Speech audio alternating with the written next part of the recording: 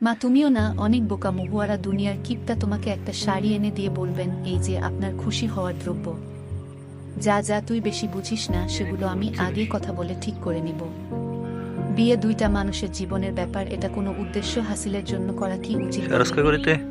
আরে এসবই তো ভাবতাম না যদি শুভ্র তোকে পছন্দ না করত।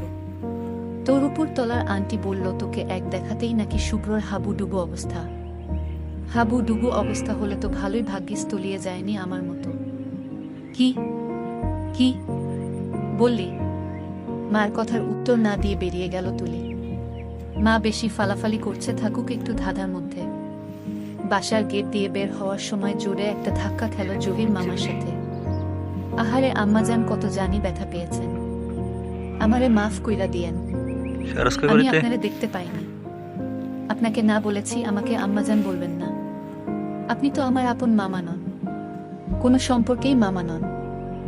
আমার মাকে বোন বলেন তাই মামা। ঠিক বলেছি না? জি। যদি আমার মাকে চাচি বলতেন তাহলে আমি আপনার চাচাতো বোন হতাম, আর মাই বললে কি হতাম, বিয়াই, তাই না? বিয়াইয়ের সম্পর্ক তো ফাজলামোর সম্পর্ক, হাসি ঠাট্টার সম্পর্ক। এখন থেকে আপনি আমাকে বিয়াই বলবেন। আম্মাজান আপনি এগুলো কি বলতেছেন? আমি তো কিছুই বুঝতে পারলাম না। বুঝা লাগবে না, আজকের পর থেকে আমাকে শুধু তুলি বলবেন। লি। ওকে। জি অবশ্যই। আপনার সমস্যাটা কি বলেন তো? প্রথমবার দেখার পর যেরকম বিরক্ত হচ্ছিলেন, আমি তো ভেবেছিলাম আপনার আমাকে পছন্দ হয়নি। ঠিক ধরেছেন। মানে মানে আসলেই আমার আপনাকে পছন্দ হয়নি। তাহলে আপনার মাকে যে বলেছেন কেন বিয়ে করলে আমাকেই করবেন, অন্য কাউকে করবেন না? এ কথা তো আমি বলিনি। আপনি বলেননি? না সত্যি, আমি এরকম কিছুই বলিনি। তাহলে কি বলছেন? আম্মা জিজ্ঞেস করেছে মেয়ে পছন্দ হয়েছে। আমি বলেছি মেয়ে পছন্দ হয়নি, কিন্তু তাতে সমস্যা নেই, আমি বিয়েতে রাজি আছি। এটা কি ধরনের কথা? পছন্দ না হলে আপনি আমাকে বিয়ে কেন করবেন? ঝামেলা মুক্ত হওয়ার জন্যে। আমার যতদিন পর্যন্ত মেয়ে পছন্দ না হবে, আম্মা আমাকে একটার পর একটা মেয়ে দেখাতেই থাকবে। মেয়ে দেখতে দেখতে আমি বদ্ধ উন্মাদ হয়ে গেলে পাবনা পাঠিয়ে আমাকে চিকিৎসা করিয়ে এনে আবার মেয়ে দেখানো শুরু করবে। এই যন্ত্রণা থেকে মুক্তি পাবার জন্য আপনাকে বিয়ে করতে রাজি হয়ে গিয়েছি। আরেকটা কারণও আছে। কি সে কারণ? আপনি খুব সুন্দর করে মিথ্যা বলেন। আমি একদমই মিথ্যা বলতে পারি না, তাই যারা সুন্দর করে মিথ্যা বলে তাদের ব্যাপারে আমার খুব আগ্রহ। আমাদের বিয়ে হলে দারুণ হবে, তাই না? চরম সত্যবাদী স্বামীর চরম মিথ্যাবাদী বউ। আপনার কেন মনে হলো আমি মিথ্যাবাদী? আমি আগে থেকেই জানতাম আপনারা দুই বোন আর আপনি বর। আপনার বায়োডাটাতে লেখা ছিল। প্রথম কথাগুলো যেহেতু মিথ্যা, সেহেতু আমি ধরে নিয়েছি আপনার দুঃসম্পর্কের মামার বিষয়টাও বানানো। কোনো কারণে হয়তো আপনি এখন বিয়ে করতে চাচ্ছেন না, তাই কথাগুলো বলেছিলেন যেন আমার আপনার উপর মায়া হয়। আর আমি আপনাকে না করে দেই। আপনি শুধু অসাধারণ মিথ্যাবাদী না, খুব বুদ্ধিমতীও। আমি হ্যাঁ বলাতে আপনি হতভম্ব হয়ে গেছেন, তাই না? কাউকে অবাক করা কিন্তু সহজ কোনো ব্যাপার না, সবার এই ক্ষমতা থাকে না। দেখেন শুভ্র সাহেব, আপনি আপনার আধ্যাত্মিক কথাবার্তা আপনার ভবিষ্যৎ বইয়ের জন্য জমিয়ে রাখেন। আজকে বাড়িতে যে বলবেন আপনি আমাকে বিয়ে করতে পারবেন না। বুঝেছেন কি বলেছি? বুঝেছি। জিজ্ঞেস করলেন না কেন বললাম এ কথা? আমি না জিজ্ঞেস করলেও আপনি বলবেন।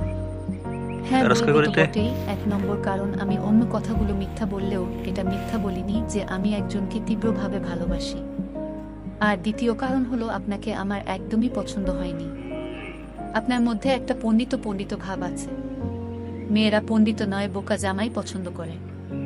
বুঝেছেন কি বলেছি? জি বুঝেছি। আপনি অনুমতি দিলে আপনাকে আজ বাসার সামনে নামিয়ে দেই। তুলিদের বাসার সামনে এসে শুভ্রর সাদা গাড়িটা থামতেই বাসায় যেয়ে না করে দিবেন কিন্তু। বলতে বলতে তুলি নেমে গেল। হ্যালো আম্মা।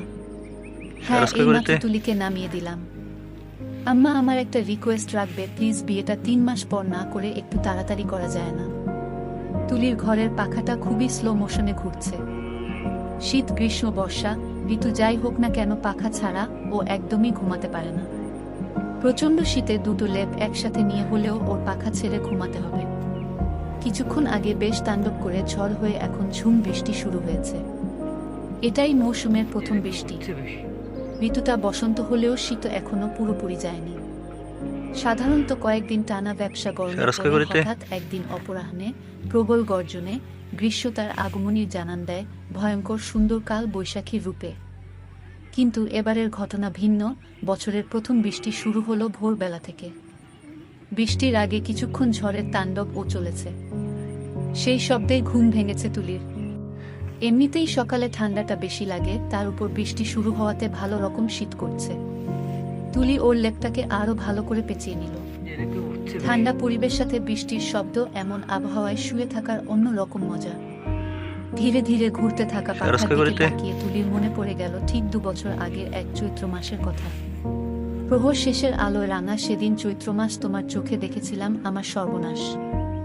এমনই এক ঝড় বাদলের দিনে ওদের বাসায় এসে হাজির হয়েছিল জহির। মা গিয়েছিল উপরতলার আন্টির সাথে ইন্ডিয়াতে মাসখানেকের জন্য, আর বাবা ছিল অফিসে। বাবা মা বাড়িতে না থাকায় খুব শখ করে ছাদে বৃষ্টিতে ভিজতে গিয়েছিল তুলি। দরজায় জোরে ধাক্কানোর শব্দে মেজাজ খারাপ হয়ে গেল। যে এসেছে তার এতটুকু জ্ঞান বুদ্ধি নেই যে কলিং বেল চাপবে। ছাদ থেকে উকি মেরে দেখলো পেটরা নিয়ে কাক ভিজা হয়ে দাঁড়িয়ে আছে, আর একটু পর পর সজোরে দরজা ধাক্কাচ্ছে। নিচে যেয়ে দরজা খুলতেই সামনে দাঁড়ানো মানুষটি কাচুমাচু হয়ে সালাম দিল। আপনি মনে হয় তুলি? জি, আমি সুবর্ণপুর থেকে এসেছি। আপনার নানি বাড়ি। 2 বছর আগে আপনারা গিয়েছিলেন, তখন আপনাকে দেখেছিলাম, তাই চিনতে পেরেছি। কিন্তু আমি আপনাকে চিনতে পারিনি। আপনার বাবা বলেছিলেন ঢাকায় আসলে যেন আপনাদের বাসায় আসি। দেখেন এখন বাবা বাসায় নেই, আর অপরিচিত কাউকে বাসায় ঢুকতে দিতে পারবো না। আমি অপরিচিত না, সুবর্ণপুরের মানুষ। আপনার কাছে পাসপোর্ট বা ভোটার আইডি কার্ড আছে যেখানে লেখা আছে আপনি সুবর্ণপুরের মানুষ? জি না। তাহলে আমার কিছুই করার নেই। আপনি বরং আপাতত অন্য কোথাও যান, সন্ধ্যার পর বা কালকে সকালে আসলে বাবাকে পাবেন বলেই দরজা বন্ধ করে দিয়েছিল তুলি। ঢাকা শহরে উনার আর যাওয়ার জায়গা ছিল না, সেই কাক ভিজা অবস্থাতেই দাঁড়িয়েছিলেন তুলির বাবা ফেরা পর্যন্ত। ততক্ষণে বেচারার কাঁপুনি দিয়ে জ্বর চলে এসেছে।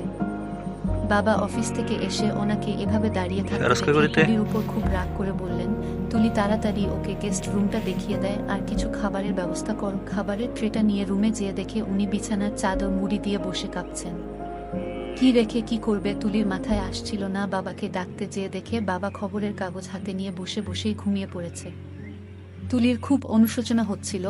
ওনাকে ধরে বসিয়ে জ্বরের ওষুধ দিল, কিন্তু ওষুধ দেওয়ার পরও জ্বর নামছিল না। সারা রাত মাথার কাছে বসে জলপট্টি দিল।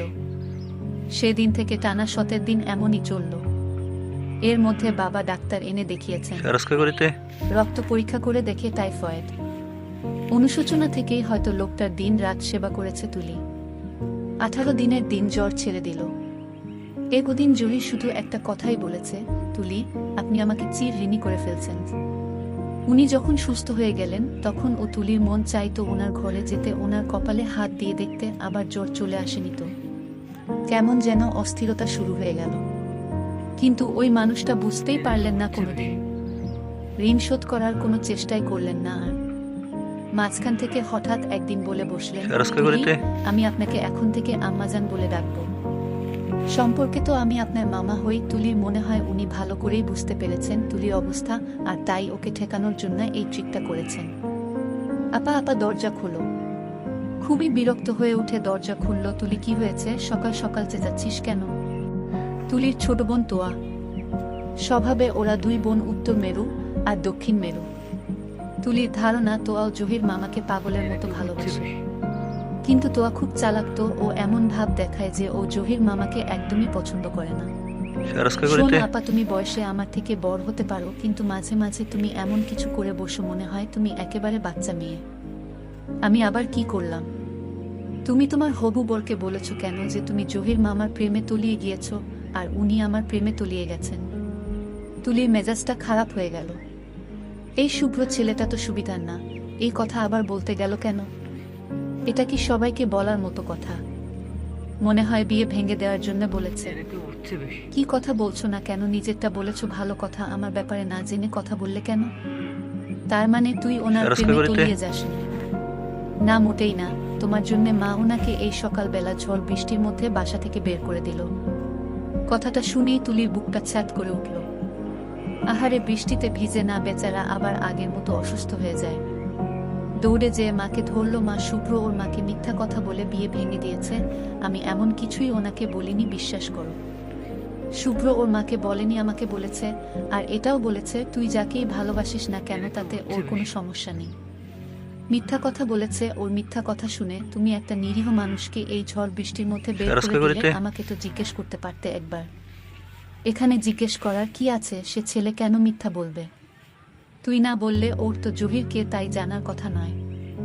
আসলে মা, আমি বিয়েটা করতে চাচ্ছিলাম না তো, তাই বানিয়ে মিথ্যে কথা বলেছি, বিশ্বাস করো প্লিজ। তুমি জহির মামাকে আসতে বলো। ওনার প্রতি আমার বা তো আর অন্য কোনো ফিলিংস নেই, উনি তো আমাকে আম্মাজান বলেন। আর এরকম একটা বোকা মানুষকে আমরা দুই বোনই কেন ভালোবাসবো বলো? আমার সেরকমই মনে হয়েছিল।